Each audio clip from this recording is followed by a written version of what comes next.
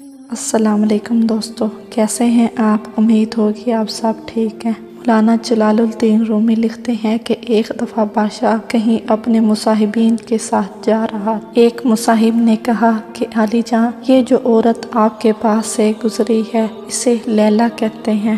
بادشاہ نے بڑے توجہ سے پوچھا کہ لیلا کون ہے؟ تو بتانے والوں نے بتایا کہ لیلا وہ ہے جس کے پیچھے ایک شخص مجنون ہوا پھرتا ہے۔ اس کا ایسا عاشق ہے کہ صحراؤں میں دیوانہ وار پھرتا ہے اور مجنون ہے اس کے عشق میں مجنون ہو گیا ہے۔ بادشاہ کو بڑا تعجب ہوا۔ اس نے کہا بلاؤ تو صحیح، میں بھی دیکھوں یہ لیلا، یہ کون سی ایسی حسین ذاتی ہے کہ جس کے پیچھے ایک شخص دیوانہ ہو گیا ہے۔ اور ایک چیز اور وضاحت کروں کہ لیلا کا شبد لیل سے ہے۔ لیل کہتے ہیں رات کو، کیونکہ لیلا رنگ کی کالی تھی۔ جب بادشاہ نے دیکھا کہ ایک سیاہ فام عورت ہے اور ایک عام سی عورت ہے تو بادشاہ نے حیران ہو کے پوچھا تم تو ایک عام سی عورت ہو، بھلا تمہارے لیے کوئی کیوں دیوانہ ہوتا پھر؟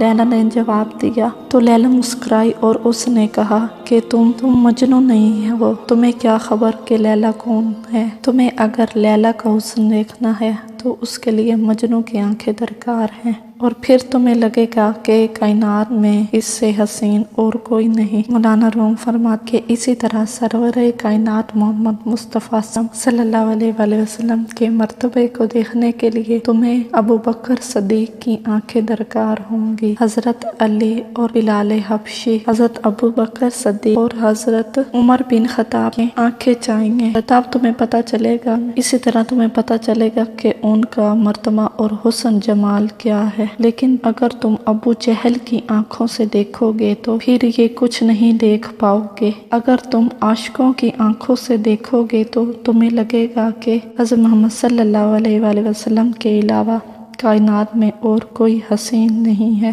اسی طرح دعاؤں میں یاد رکھیے گا، اور واقعہ پسند آیا تو چینل کو سبسکرائب ضرور کیجیے گا۔ شکریہ، اللہ حافظ۔